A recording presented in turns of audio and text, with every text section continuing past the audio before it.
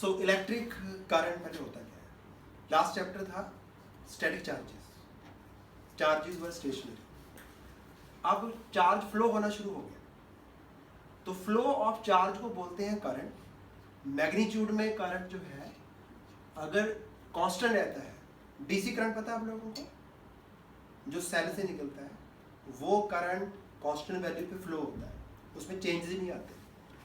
उस केस में सीधा लिख सकते हो charge flowing per second equal to current. लेकिन एक जो गर्मी सप्लाई आती है वो होता है ऑल्टरनेटिंग करंट, उसमें चेंजेस आते रहेंगे, कभी ज़्यादा हो जाएगा, कभी कम हो जाएगा, कभी जीरो हो जाएगा, कभी नेगेटिव हो जाएगा, डायरेक्शन ही उल्टा हो जाएगा। उस केस में जैसे +1 में डिफाइन करते थे इंस्टेंटेनियस वेलोसिटी dx/dt, याद आया?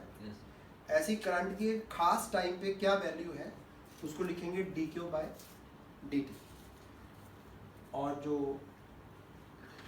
वेरियस टाइप्स ऑफ करंट्स हैं उनमें ये है डीसी करंट जो कांस्टेंट रहता है, चेंज नहीं होता। ये है वेरिंग करंट, लेकिन इसमें वेरिएशन विद टाइम यूनिफॉर्म है। वेरिएशन नॉन यूनिफॉर्म भी हो सकता है, कभी ज़्यादा कभी कम, कभी कुछ कभी कुछ। लेकिन जो गर्मी सप्लाई आ रही है वो एक यूनिफॉर्म वे में वेरी करेगा। दैट इज करंट ने एग्जैक्टली खास वैल्यू पे मैक्सिमाइज होना है, फिर जीरो होना है, फिर उतना ही नेगेटिव होना है। ये ग्राफ आपने +1 में देखा था सिंपल हार्मोनिक मोशन के लिए। तो इसकी भी इक्वेशन कुछ उस तरह की है, इसको भी समथिंग E0 या I0 into sine omega T लिखेंगे। इसको बोलना है ऑल्टरनेटिंग करंट। तो स्टेडी करंट या डीसी करंट जो चेंज नहीं होता। वेरिंग करंट दो तरह के हैं, कुछ यूनिफॉर्मली चेंज होते हैं, कुछ नॉन यूनिफॉर्म वे में वेरी करेंगे। और ऑल्टरनेटिंग करंट जो है उसने टाइम के साथ as sine function sine omega t की फॉर्म में वेरी करना है। डायरेक्शन ऑफ जो करंट है वो लिया गया था शुरू में, जब अभी चार्जेस डिस्कवर नहीं हुए थे कि इलेक्ट्रॉन पे कौन सा चार्ज है, कि जिधर को पॉजिटिव चार्ज फ्लो होता है करंट उधर को लिया जाता है। बट एक्चुअल में कंडक्टर्स में फ्लो होंगे इलेक्ट्रॉन्स। इलेक्ट्रॉन्स चलेंगे फ्रॉम पॉजिटिव टू नेगेटिव, के नेगेटिव टू पॉजिटिव। इलेक्ट्रॉन किधर को फ्लो होंगे? इलेक्ट्रॉन पे कौन सा चार्ज? नेगेटिव। नेगेटिव नेगेटिव क्या होगा? रिपेल। तो इलेक्ट्रॉन इधर को जाएंगे बेटा, नेगेटिव से पॉजिटिव। लेकिन करंट आपने कन्वेंशनल लेना है फ्रॉम पॉजिटिव टू नेगेटिव, यानी जहां भी करंट कैरियर्स इलेक्ट्रॉन्स होंगे, जिधर को इलेक्ट्रॉन जाएंगे करंट उससे आप अपोजिट ले लेंगे। ओके, अब डिफरेंट मटेरियल्स में करंट कैरियर्स कौन से हैं? मेटल्स यानी कि कंडक्टर्स, उनमें फ्री इलेक्ट्रॉन ने करंट कैरी करना। जैसे सोडियम में कितने इलेक्ट्रॉन्स होते हैं? सोडियम में 6 11 इलेक्ट्रॉन्स होते हैं। उसमें से 2 इनर ऑर्बिट में, फिर 8 उसके नेक्स्ट में। एक जो लास्ट वाला है उसको बोलते हैं कंडक्शन इलेक्ट्रॉन, वही फ्री होता है चलने के लिए। तो उन फ्री इलेक्ट्रॉन ने करंट कैरी करना है। सॉल्ट नॉर्मल जो है आपके घर में, एडिबल सॉल्ट NaCl होता है, पानी में डालेंगे Na+ अलग हो जाएगा, Cl- अलग हो जाएगा। तो उसमें positive and negative ions current को कैरी करते हैं। वैक्यूम ट्यूब्स, जो टीवी की पिक्चर ट्यूब होती थी पुराने वाले की, जो डब्बा टीवी था बड़े वाला, उसमें पीछे से इलेक्ट्रॉन्स आते थे स्क्रीन की तरफ। सेमीकंडक्टर्स में केमिस्ट्री में कर लिया होगा, इलेक्ट्रॉन्स और इलेक्ट्रॉन्स की वैकेंसीज जिनको होल्स कहते हैं, उन्होंने करंट कैरी करना है। और डिस्चार्ज ट्यूब जो है, डिस्चार्ज ट्यूब में ट्यूबलाइट की जो रॉड होती है, उसके अंदर लो प्रेशर पे गैस भरी हुई है, उसके अंदर इलेक्ट्रॉन भी चलेंगे और गैस आयोनाइज हो जाती है, उसके पॉजिटिव आयंस भी होंगे, उन्होंने करंट को कैरी करना है। ये पिक्चर ट्यूब है पुरानी अपनी टीवी वाली। ड्रिफ्ट वेलोसिटी क्या है? इंपॉर्टेंट टॉपिक है। फ्री इलेक्ट्रॉन जो एक एक बताया मैंने, सोडियम का 11th इलेक्ट्रॉन हर सोडियम का, बट नंबर इज ह्यूज क्योंकि एवोगाड्रो नंबर की बात होगी। तो वो 1 इलेक्ट्रॉन पर atom, but number is very huge. वो ऑल डायरेक्शन में ना थर्मली मूव करते रहते हैं ऐसे। इससे करंट नहीं चलना कोई, क्योंकि जितने इलेक्ट्रॉन इधर को गए उतने ही वापस भी आ गए, तो नेट फ्लो ऑफ चार्ज क्या होगा? जीरो। तो करंट नहीं चलेगा इससे। इन वेलोसिटीज को बोलना है थर्मल वेलोसिटीज। दूसरा एक और मोशन है, इनको एवरेज करेंगे तो जीरो आंसर आएगा, क्योंकि किसी का डायरेक्शन इधर है, किसी का इधर है, सारे वेक्टर्स प्लस करके आंसर जीरो। दूसरा मोशन वो होगा जब हम इलेक्ट्रिक फील्ड अप्लाई कर देंगे, यानी इसको इधर से कोई वोल्टेज दे दिया प्लस, इधर से दे दिया माइनस, या इधर माइनस दे दो उधर प्लस दे दो, यानी बैटरी लगाओगे। बैटरी लगाने पे अगर इधर प्लस देते हैं उधर माइनस देते हैं, ये मोशन भी चलेगा। एक और नया मोशन शुरू हो जाएगा एडिशनल, दो मोशंस का कॉम्बिनेशन है। दूसरा मोशन है नेगेटिव चार्जेस है इलेक्ट्रॉन्स पे, नेगेटिव करेगा रिपेल, पॉजिटिव करेगा अट्रैक्ट, तो ये इधर को आना भी शुरू हो जाएंगे। इसके साथ साथ ये मोशन भी रहेगा, ये भी साथ में शुरू हो जाएगा, दो मोशन शुरू हो जाएंगे।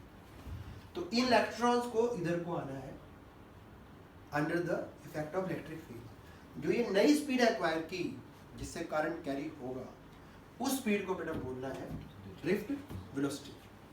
When an electric field is applied across the conductor, electrons acquire an additional velocity against the electric field. Electric field होता है +2 माइनस, लेकिन ड्रिफ्ट वेलोसिटी होगी अगेंस्ट द फील्ड, उस वेलोसिटी को बोलना है ड्रिफ्ट वेलोसिटी और डिनोट करना है VD से। तो करंट जो है ना वो ड्रिफ्ट मोशन से कैरी होना है, थर्मल वेलोसिटी से कैरी नहीं होना। अब एक इंपॉर्टेंट डेरिवेशन है, 2 मार्क्स की आती है एग्जाम में, रेटिंग 3 स्टार है। ड्रिफ्ट वेलोसिटी और इलेक्ट्रिक फील्ड में रिलेशन क्या है? अगर थर्मल वेलोसिटीज है u1, u2, u3, un, अभी जो बात कर रहे थे, और उनका जो वेक्टर सम है वो आ रहा है 0, तो कंडक्टर के अंदर बेटा जब एक इलेक्ट्रिक फील्ड अप्लाई कर देंगे, इलेक्ट्रिक फील्ड होता था लास्ट चैप्टर में force experienced per unit charge. Charge को इधर ट्रांसफर करिए, फोर्स आ जाएगा। इलेक्ट्रॉन पे कितना चार्ज? माइनस ई, साइन नेगेटिव, मैग्नीट्यूड ई। फोर्स होती है मास इनटू एक्सेलरेशन, तो इलेक्ट्रॉन्स का एक्सेलरेशन क्या बना बेटा? डिवाइडेड मास कर दें। इसमें कोई भी पैरामीटर जो है वो वेरिएबल नहीं है। इलेक्ट्रॉन का charge fixed, mass of electron fixed, electric field inside the conductor वो भी फिक्स्ड। इट मींस एक्सेलरेशन सभी इलेक्ट्रॉन्स को सेम ही मिलनी है। जैसे एक्सेलरेशन ड्यू टू ग्रेविटी होती थी, चाहे आप फेदर छोड़ दो, चाहे बॉल छोड़ दो, चाहे एलिफेंट छोड़ दो, सबको 9.8 मीटर पर सेकेंड स्क्वायर से नीचे आना है। तो सभी इलेक्ट्रॉन्स की एक ही एक्सेलरेशन है। तो नई वेलोसिटीज जो है इलेक्ट्रॉन्स की, +1 का kinematics chapter, v equal to u plus at होता था। तो इन जनरल फॉर्मूला बनेगा v equal to u could be u1, u2, u3, जो भी इलेक्ट्रॉन होगा, प्लस a सबके लिए सेम है, इनटू टाइम। इलेक्ट्रॉन जो है वो ऑन द वे ना कोलाइड होते रहते हैं। ये नहीं है कि एक साफ सुथरा रोड बना हुआ है, स्पीड बढ़ती जा रही है, ऐसे नहीं है। बीच में कोलिजन्स होने हैं, इलेक्ट्रॉन फिर अपनी एनर्जी लूज कर देते हैं, फिर स्पीड अप होगा, फिर लूज कर देगा, फिर स्पीड अप होगा, फिर लूज कर देगा। तो लास्ट कोलिजन के बाद अब तक इलेक्ट्रॉन को कितना टाइम मिला स्पीड अप होने के लिए, वो सभी इलेक्ट्रॉन्स का अलग अलग होगा। तो ये टी सबके अलग अलग आएंगे, u1, u2, u3 सबके अलग थे। तो नई velocities v1 for electron 1 equal to u1 acceleration t1, v2 same way, u2 t2, बाकी सारे parameter same way, v3 v4 vn। अब हमने इनको एवरेज करना है, क्योंकि ड्रिफ्ट वेलोसिटी तो एक एवरेज वेलोसिटी है। इनको प्लस करेंगे सबको, इनको भी प्लस करेंगे, इनको भी प्लस करेंगे, इनका सम को लिखेंगे सिग्मा vi। इनका सम क्या था? इनका सम क्या था? 0। तो ये नहीं बीच में आएगा। इसमें से कुछ कॉमन ले सकते हैं, E capital E by mass, और सिर्फ टाइम्स का टोटल होगा। इसको 0 पुट करो, ये आ गया। एवरेज करने के लिए n से डिवाइड भी करो, ओके, बाय n 0 छोड़ो बाय एन। इस मोशन में क्योंकि अब थर्मल मोशन आया ही नहीं, वो तो खत्म हो गया ना, तो ये जो मोशन नजर आ रहा है आपको या जो एवरेज वेलोसिटी आएगी वो वही वेलोसिटी है जो इलेक्ट्रॉन्स की इलेक्ट्रिक फील्ड के अंडर वेलोसिटी बनी, उसको क्या बोलना है? Drift velocity. तो drift velocity equals minus E capital E by mass of electron. इसको बोलेंगे टाउ, टाउ से नोट करना है। Tau is called average time between two successive collisions. Tau is called relaxation time, वो टाइम जो दो collisions के बीच में इलेक्ट्रॉन को मिलेगा स्पीड अप होने के लिए। तो इंपॉर्टेंट रिलेशन है Vd equal to minus charge of electron, electric field strength, mass of electron, tau is relaxation time, time between two successive collisions on average क्या मिलता है। दूसरी डेरिवेशन ड्रिफ्ट वेलोसिटी के साथ इलेक्ट्रिक करंट की है, board exam में 2 बार आ चुकी है, इंपॉर्टेंट है, ये भी 2 मार्क्स का ही है टॉपिक, रेटिंग इसकी भी 3 स्टार है। Consider a conductor of area of cross section A. Area of cross section means ये वाला एरिया पाई आर स्क्वायर। इस कंडक्टर के अंदर है small n electrons in unit volume. अगर मैं यहाँ पे 1 मीटर का क्यूब ड्रॉ कर दूं ना, तो उस क्यूब के अंदर इतने इलेक्ट्रॉन्स होंगे और इन इलेक्ट्रॉन्स की ड्रिफ्ट वेलोसिटी है v। Area of cross section A, number of electrons per unit volume n, positive इधर नेगेटिव उधर, और इलेक्ट्रॉन ने जाना है किधर को? टुवर्ड्स पॉजिटिव, माइनस से प्लस की तरफ आएगा। ओके, अगर डिस्टेंस बोले कि इलेक्ट्रॉन ने पर सेकंड यानी कि 1 सेकंड में कितना कवर किया, डिस्टेंस कवर्ड पर सेकंड को क्या बोलते हैं? +1 में क्या बोला था? Distance covered in 1 second. Kilometre covered in 1 hour को क्या बोलते हैं? स्पीड बोलते हैं। तो स्पीड इलेक्ट्रॉन्स की vd है।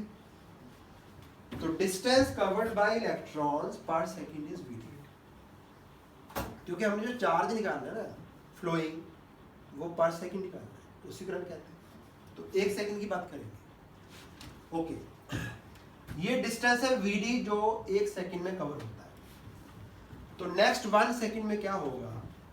ये जो रेड वाला वॉल्यूम है इलेक्ट्रॉन्स का, ये अगले 1 सेकंड में डिस्टेंस vd कवर कर देगा, इधर आ जाएगा ऐसे। ये लेंथ कितनी है? vd। इसका शेप क्या है? सिलेंडर। सिलेंडर का वॉल्यूम निकालना आता है, क्या फॉर्मूला होता है? Pi r square into h। Pi r square is area, तो एरिया इनटू h, h कितना? vd। तो कितना वॉल्यूम है इलेक्ट्रॉन्स का जो क्रॉस कर जाएगा, वो होगा पाई आर स्क्वायर यानी a इंटू h यानी vd, a vd। कोई डाउट यहाँ तक? अब यूनिट वॉल्यूम में n इलेक्ट्रॉन्स हैं बेटा, तो इतने वॉल्यूम में कितने इलेक्ट्रॉन्स होंगे? Number of electrons crossing per second would be equal to volume into number present per unit volume। कोई डाउट? पर हमें निकालना क्या है? करंट। करंट है चार्ज फ्लोइंग पर सेकेंड। ये तो वॉल्यूम आया ना, वॉल्यूम को इनटू n कर दिया, उससे नंबर आ गया इलेक्ट्रॉन्स का। हर इलेक्ट्रॉन के पास कुछ चार्ज है, क्या सिंबल है उसका? E। तो हर एक के पास अगर E चार्ज है तो कितना चार्ज पर सेकेंड क्रॉस हो जाएगा, इसलिए क्या किया जाए? इसको इंटू E लिया जाए। Has charge crossing per second is into E orbit. तो चार्ज क्रॉसिंग पर सेकेंड की वही तो करंट कहते हैं। तो current is equal to NEAVD। Another important relation, एक टर्म कभी कभी यूज होगी करंट डेंसिटी। वो होता है कि यूनिट एरिया में से यानी वही क्रॉस सेक्शन में से अगर 1 सेंटीमीटर स्क्वायर में यहाँ पे ड्रॉ करूं, उसमें से कितना करंट आता है, उसको बोलते हैं करंट डेंसिटी। डिनोट करेंगे J से। Current density at a point within a conductor is the current through unit area of the conductor. तो इसको एरिया से डिवाइड कर दो करंट को, क्या बन जाएगा? NEVD बस। क्लियर हो गया? इसको बोलना है करंट डेंसिटी। अब इन दो इक्वेशंस को कंबाइन करके ना ओम्स लॉ डेराइव कर दोगे। ओम्स लॉ है, दो तरह से डिफाइन होता है, या तो आप लिखते थे 10th में voltage is proportional to current, V equal to I है।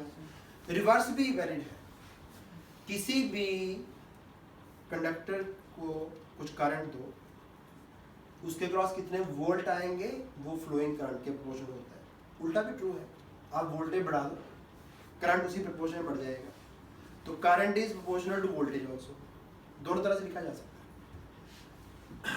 लेकिन जो फिजिकल कंडीशन है, टेम्परेचर, प्रेशर वगैरह, ये नहीं चेंज होनी चाहिए, फिर रहता है कांस्टेंट। ओके, अभी आपने ये लिखा था VD equal to minus e by m into tau.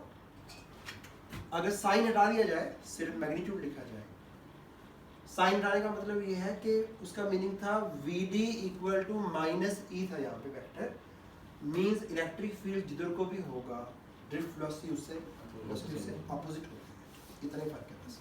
तो साइन हटा दिया हमने, एक्चुअली VD की वैल्यू पुट करनी है। दूसरा रिलेशन अभी हमने ये निकाला NEAVD, VD की वैल्यू यहाँ फिट कर दो बेटा, इज इट ओके? VD की जगह ये पुट कर दिया, E दो बार है, E स्क्वायर आ जाएगा। इलेक्ट्रिक फील्ड के दो यूनिट बताइए, वोल्ट पर मीटर, न्यूटन पर कूलम। अगर इलेक्ट्रिक फील्ड को वोल्ट पर मीटर यानी कि V बाय L लिखा जाए, तो अब आपके पास V भी आ गया, करंट भी आ गया। अब आपकी मर्जी है, या तो ऐसे लिखिए I equal to V into something, जो भी है सारा कुछ। दूसरा तरीका V इक्वल टू, ये ऊपर चला जाएगा, इसको नीचे लिख लो, इंटू I। जिसको लिखते हो आप V is equal to I into R।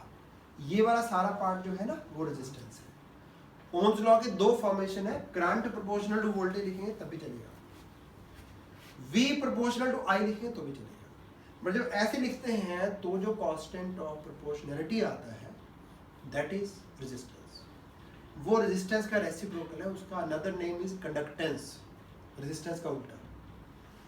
Okay, अगर V equal to a constant into I है, ये इक्वेशन उसी फॉर्म में है, y equal to mx plus c नहीं है नोट इसमें, वो किस चीज की इक्वेशन होती है? Straight line. तो अगर ग्राफ बनाया जाए V और I में, V इधर I इधर, तो स्ट्रेट लाइन आएगा। इसी में एक और ग्राफ पॉसिबल है, I को नीचे ले, V को इधर ले, वो भी ओम्स लॉ ग्राफ है। जो भी डिवाइसेस ओम्स लॉ ओबे करेंगे, उनका V वर्सेस I या I versus V graph would be a straight line. अगर मैं इस ग्राफ का स्लोप निकालूं, स्लोप होता है tan थीटा यानी perpendicular, that is V upon base यानी I। V बाय I क्या आया यहाँ से? R। तो इस ग्राफ का स्लोप जो है वो रेजिस्टेंस होता है। tan थीटा निकाल लो, रेजिस्टेंस आ जाएगा। लेकिन इसमें उल्टा है, इसमें tan theta would be equal to I upon V। I upon V means 1 by R। तो इसका स्लोप जो है वो 1 बाय R के इक्वल है।